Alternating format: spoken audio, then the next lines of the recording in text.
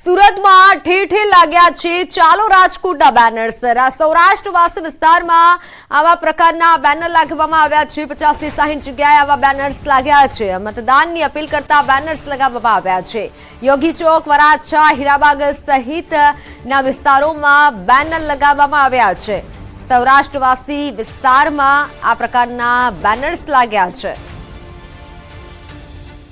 ચાલો રાજકોટના બેનર્સ લગાવવામાં આવ્યા છે। સૌરાષ્ટ્રવાસી વિસ્તારમાં બેનર્સ લગાવાયા છે। 50-60 જગ્યાએ આ પ્રકારના બેનર્સ લગાવવામાં આવ્યા છે। મતદાનની અપીલ કરતા બેનર્સ લગાવાયા છે।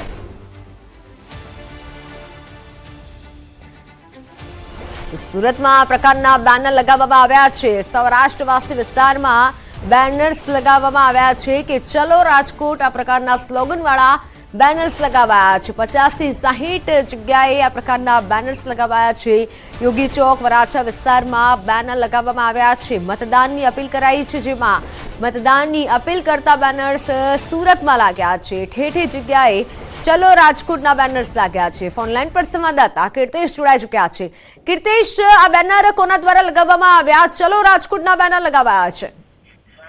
બિલકુલ જે પ્રકારે લોકસભાની ચૂંટણીમાં આજે છેલ્લો દિવસ પ્રચાર પ્રસારનો છે। મોડી સાંજ થતા જ પડઘમ શાંત થશે, ત્યારે મંગળવારના દિવસે એટલે કે 7 તારીખે જે પ્રકારે આખા ગુજરાતમાં લોકસભાના ઇલેક્શનોને લઈને મતદાન છે, ત્યારે સુરતની બેઠક બી નજીક આવી ચૂકી છે। ત્યારે સુરતના ઉમેદવારો માટે ખાસ કરીને સૌરાષ્ટ્રના આગેવાનો દ્વારા બેનરો લગાવવામાં આવ્યા છે કે ચાલો રાજકોટ, કારણ કે સુરતમાં સૌથી વધારે સૌરાષ્ટ્રના લોકો વસે છે, એટલે કે સૌરાષ્ટ્ર પોતાના વતન તરફ જાઓ અને ભારે મતદાન કરવા માટે ખાસ કરીને 50-60 જગ્યા પર આ પ્રકારના બેનરો લાગ્યા છે। સુરતના યોગી ચોક, વરાછા રોડ, હીરાબાગ, મોટા વરાછા, સદર ચોક, કતારગામ, અમરોલી જેવા વિસ્તારોમાં આ પ્રકારના બેનરો લાગ્યા છે।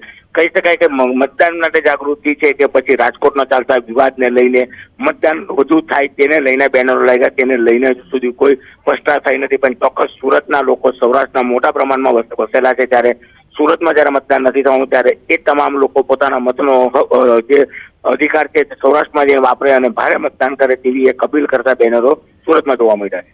જી કીર્તેશ, આભાર માહિતી બદલ। પ્રવેશ માટે આજે નીટ યુજીની પરીક્ષા। દેશમાં 24 લાખથી વધુ વિદ્યાર્થીઓ નીટ યુજીની પરીક્ષા આપશે। ગુજરાતમાં 80,000થી વધુ વિદ્યાર્થી પરીક્ષા આપશે। અમદાવાદ સહિત રાજ્યમાં 31 સ્થળે આજે નીટ અને યુજીની પરીક્ષા યોજાઈ રહી છે।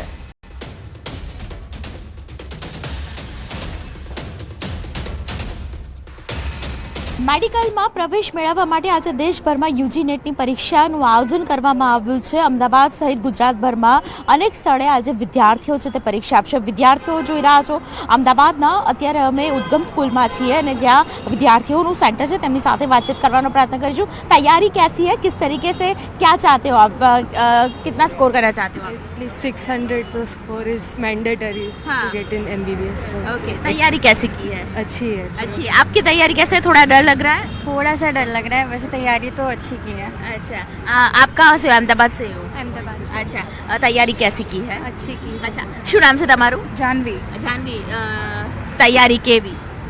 सारी चल અચ્છા, શું વિચાર કરો છો? Medical, dental? मेडिकल। અચ્છા, તમામ જે વિદ્યાર્થીઓ છે તે ધીમે ધીમે હવે પ્રવેશ લઈ રહ્યા છે। વાલીઓ પણ આપ જોઈ રહ્યા છો કે એક ઉત્સાહ જોવા મળી રહ્યો છે, કારણ કે મેડિકલ અને ડેન્ટલમાં જ્યારે પ્રવેશ મેળવવો હોય ત્યારે વિશેષ પ્રકારે તૈયારીઓ કરવાની હોતી હોય છે। ત્યારે તમામ વિદ્યાર્થીઓ છે હવે બસ પરીક્ષા કેન્દ્ર તરફ આગળ વધી રહ્યા છે અને ખાસ કરીને યુજી નીટની પરીક્ષામાં તેઓ પ્રવેશ મેળવી રહ્યા છે।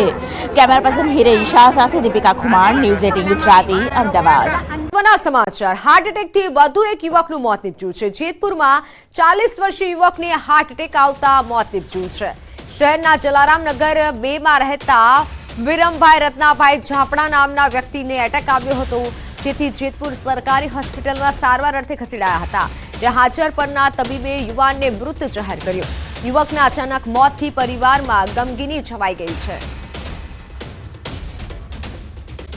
દિવસ પહેલા રાજકોટમાં ફરી એકવાર કોંગ્રેસમાં ગાબડું પડ્યું છે. રાજકોટ મહાનગરપાલિકાનો વોર્ડ નંબર 3 કોંગ્રેસ મુક્ત બન્યો છે.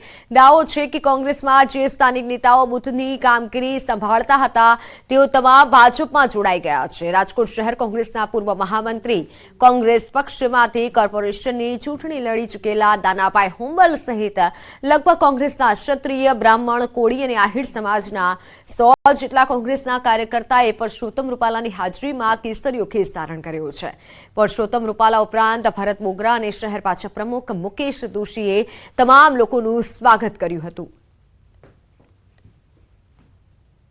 લગભગ 100 જેટલા મુખ્ય કાર્યકર્તા કોંગ્રેસના જે ચૂંટણી વ્યવસ્થા સંભાળતા હોય એવા કાર્યકર્તા મતદાનના 2 દિવસ પહેલા કોંગ્રેસ છોડી ભારતીય જનતા પાર્ટીમાં જોડાણા છે. ત્યારે આપ જોઈ શકો છો કે જે પ્રકારે નેતાવિહીન કોંગ્રેસ, દિશાવિહીન કોંગ્રેસ, વંશવાદ અને જૂથવાદમાં વહેંચાયેલી કોંગ્રેસ ફરી એક વખત રાજકોટ મહાનગરમાં કોંગ્રેસના રહ્યાસૈયા કાર્યકર્તાઓ પણ હવે કોંગ્રેસ છોડીને રામ રામ કરે છે. કોંગ્રેસ એ ડૂબતું જહાજ છે, એ જહાજમાંથી કૂદકા મારી અને સૌ મુસાફરો પોતાની સેફટી સાથે ભારતીય જનતા પાર્ટીમાં જોડાઈ રહ્યા છે.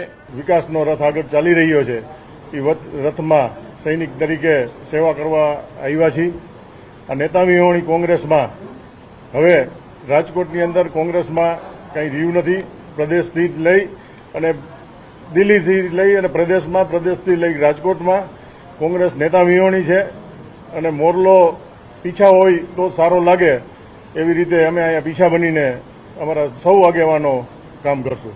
ખંભાળિયામાં મહાપ્રભુજીના પ્રાગટ્ય દિવસની ભવ્ય ઉજવણી થઈ, જેમાં રાજ્યસભાના સાંસદ પરિમલભાઈ નથવાણી ખાસ હાજર રહ્યા હતા. આ પ્રસંગે સેવાકુંજ હવેલીથી મહાપ્રભુજીની બેઠક સુધી મહાપ્રભુજીની ભવ્ય શોભાયાત્રા નીકળી હતી, જેમાં ખંભાળિયામાં આવેલી નવી લોહાણા મહાજનવાડી સહિત તેમજ વિવિધ સ્થળો પર શોભાયાત્રાનું ભવ્ય સ્વાગત કરાયું હતું, જ્યાં રાજ્યસભાના સાંસદ પરિમલભાઈ નથવાણી તેમજ રિલાયન્સ ગ્રુપના ધનરાજભાઈ નથવાણી પણ ખાસ ઉપસ્થિત રહ્યા હતા. મહાપ્રભુજીના પ્રાગટ્ય દિવસ નિમિત્તે મહાપ્રભુજીની બેઠક ખાતે દર્શન કરવા માટે મોટી સંખ્યામાં દર્શનાર્થીઓ ઉમટી પડ્યા હતા. બાદમાં નવી લોહાણા મહાજનવાડી પર રઘુવંશી સમાજના કાર્યક્રમમાં પરિમલભાઈ અને ધનરાજ નથવાણીએ હાજરી આપી હતી. સમાજના અગ્રણીઓએ બંને મહાનુભાવોનું ઉષ્માભેર સ્વાગત કર્યું હતું, જ્યાં પરિમલભાઈએ અચૂક મતદાન કરવા સૌને અપીલ કરી હતી. આપણે આપ સૌ જ્ઞાતિબંધુઓ જેટલા છે અહીંયા લોહાણા સમાજના, હું સૌને નમન કરું છું, વિનંતી કરું છું કે આપણું મતદાન વહેલી સવારે શરૂ થઈ જાય અને 11 વાગ્યા સુધી 12 વાગ્યા સુધીમાં આપણા તમામ મત પડી જાય એવા આપણા માટે બહુ ગૌરવની વાત છે. વાતાવરણમાં પલટો જોવા મળ્યો છે. વહેલી સવારથી ઘણા ભાગોમાં વાદળછાયું વાતાવરણ છવાયું છે. અમદાવાદમાં પણ સવારથી વાદળછાયું વાતાવરણ છવાયેલું છે. વાદળછાયા વાતાવરણથી ગરમીમાં આંશિક હવે રાહત મળશે. વાદળો ઘેરાતા તાપમાનમાં આંશિક ઘટાડો જોવા મળ્યો. વાદળછાયા વાતાવરણથી ખેડૂતોની ચિંતા વધી છે. કમોસમી વરસાદ થાય તો પાકને નુકસાનની ભીતિ ખેડૂતો સેવી રહ્યા છે.